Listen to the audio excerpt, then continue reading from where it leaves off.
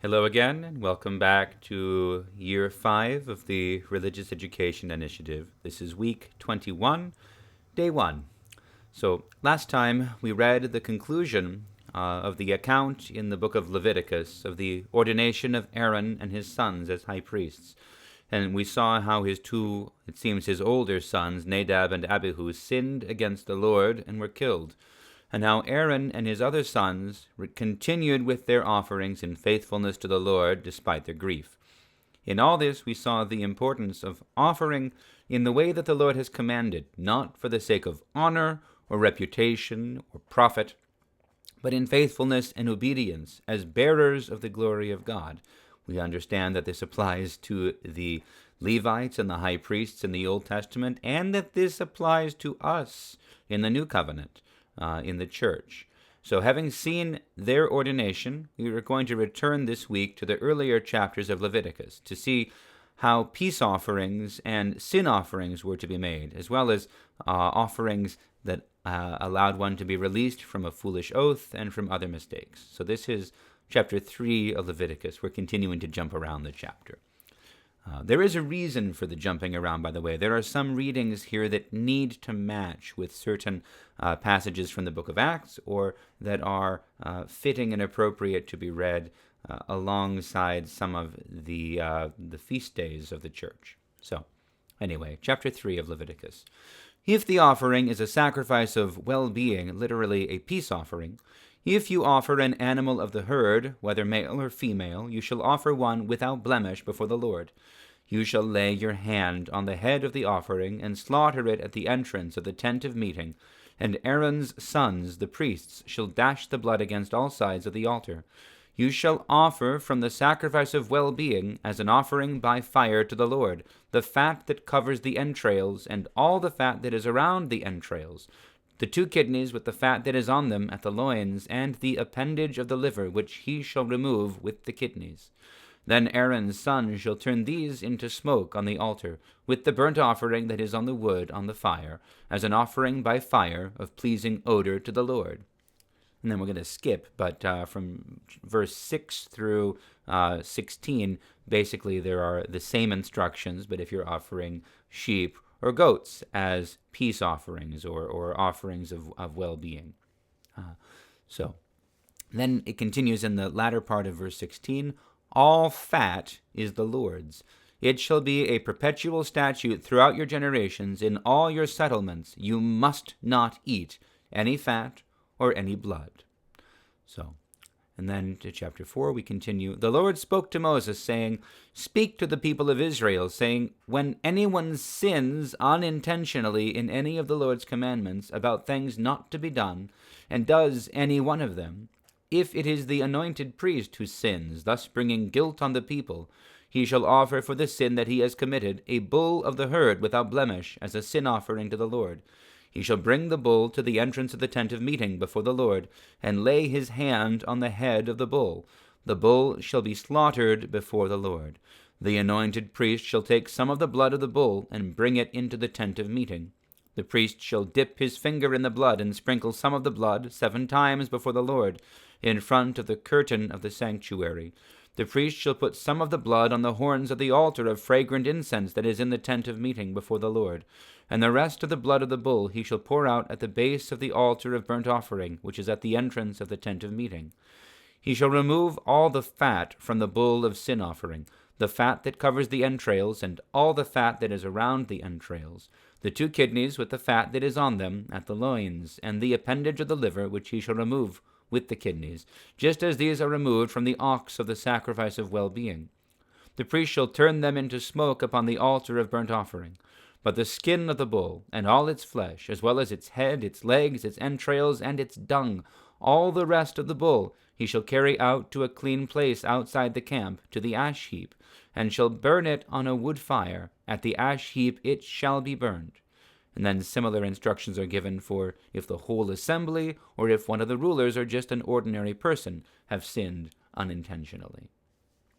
Then, continuing on with chapter 5. When any of you sin in that you have heard a public adjuration to testify, and, though able to testify as one who has seen or learned of the matter, do not speak up, you are subject to punishment. Or when any of you touch any unclean thing, whether the carcass of an unclean beast, or the carcass of unclean livestock, or the carcass of an unclean swarming thing, and are unaware of it, you have become unclean and are guilty. Or when you touch human uncleanness, any uncleanness by which one can become unclean, and are unaware of it, when you come to know it, you shall be guilty. Or when any of you utter a loud or rash oath for a bad or a good purpose, whatever people utter in an oath, and are unaware of it, when you come to know it, you shall in any of these be guilty. When you realize your guilt in any of these, you shall confess the sin that you have committed, and you shall bring to the Lord as your penalty for the sin that you have committed a female from the flock, a sheep or a goat, as a sin offering, and the priest shall make atonement on your behalf for your sin. But if you cannot afford a sheep, you shall bring to the Lord as your penalty for the sin that you have committed 2 turtle doves or 2 pigeons, one for a sin offering, and the other for a burnt offering. You shall bring them to the priest, who shall offer first the one for the sin offering, wringing its head at the nape without severing it. He shall sprinkle some of the blood of the sin offering on the side of the altar, while the rest of the blood shall be drained out at the base of the altar. It is a sin offering. And the second he shall offer for a burnt offering, according to the regulation. Thus the priest shall make atonement on your behalf for the sin that you have committed, and you shall be forgiven.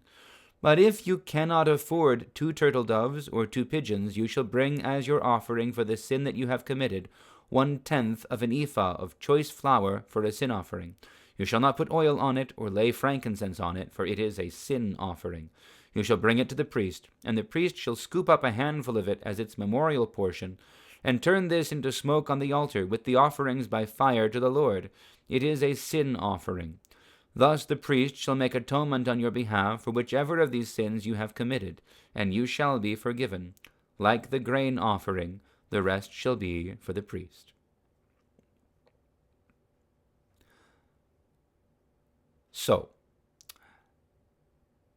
this seems to have a lot of details that are, again, they're obscure to us because these practices are very distant from our experience. We aren't offering these sacrifices. So it's challenging and difficult to discern what is going on here. I want to call to our attention, though, something that connects with what we read before. Because if we remember, last time when we read about the death of Nadab and Abihu, Moses was angry with Aaron and his sons after all this happened because they did not eat their appropriate portion of the sin offering and instead burned the entire thing up and gave it to the Lord. Now, at that point, we would want, I would think, to look back and see what are the instructions for a sin offering, to see if it is required that something from the sin offering should be set aside for the Lord. But at least if we're talking about something from the herd, an ox or a cow, everything except for the parts that are set aside for God, which are burned up and turned into smoke on the altar, everything else, the whole rest of the animal, is carried outside and is burnt up outside the camp in the ash heap, because it's a sin offering. This is what is done. So it's not clear why Moses thinks that the sin offering should have been, that part of it should have been eaten by the priests. This makes me want to go back, and hang on, I will, and just look and see if perhaps the instructions are different, because I was trimming down how much of this we would be reading, and I set aside the portions that dealt with the ram, basically with other types of animals. So this is from chapter 4, and it says, so the whole congregation, if they have sinned, then they offer a bull, and everything else is done, and the rest of the thing is burned up outside. That's a sin offering for the assembly. When a leader sins, it seems that, again, everything, it's a goat that is brought, and the blood is offered, the blood is poured out, the fat is burned on the altar, and it doesn't say that all the rest of it is burnt outside, but we presume that that is the case. And the same for the others. So maybe there's a distinction that's supposed to be drawn, because it doesn't explicitly say for the rest of them. It doesn't say that the animals of from the flock, the sheep and the goats, are to be burned up completely. So maybe there's a portion of that is supposed to be eaten by the priests. That might be the point that we're taking. It's also possible that we have an alteration, that originally the intent was that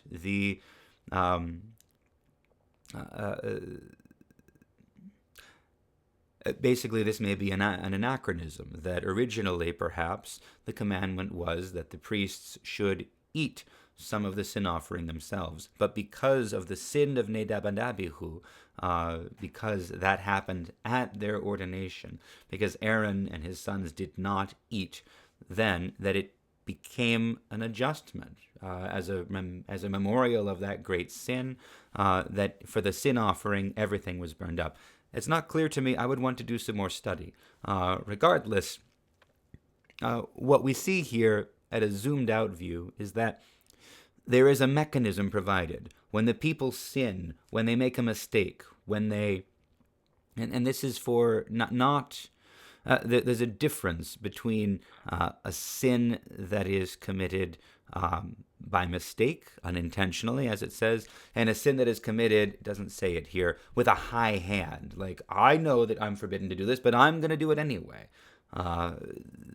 There isn't an idea that there's repentance for that. Although I think maybe even that high-handedness might be viewed as an unintentional mistake. I don't know. That would be an interesting thing to study.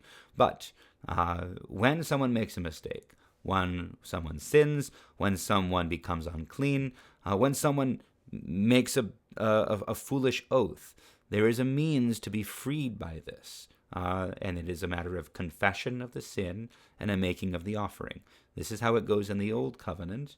In the New Covenant, the confession of sin comes along with, coming and making that confession to the church in the person of the priest, and receiving forgiveness and being reconciled to take part in the Eucharist. But it is the Eucharist itself that is given to us for the forgiveness of sins and for everlasting life. So we make these continual offerings, knowing that we sin, knowing that we fail, and it is, in fact, basically the final offering, the grain offering, the one that is made by those who can't afford anything else, so that it's available to everyone. It's universal. We make that offering and we give it to God, and then he gives himself back to us in that. So anyway, we need to understand, or at least engage with what Leviticus says about the peace offerings, which is at the beginning here in chapter 3. And in those cases, there is a portion that is for the priest, and the sin offering, which seems to indicate that the sin offering is entirely to be burnt up. The part that is God's is given to God. The blood is poured out and sprinkled on the altar and inside the tent, which is specific to the sin offering, as it seems. And everything else is not burnt on the altar, but is burnt up outside the camp on the ash heap, because that seems to signify the sin that is removed and is destroyed. So the sinner is not destroyed, but the sin is taken away. So anyway, that's enough for that. God bless you all. We'll see you shortly for day 2.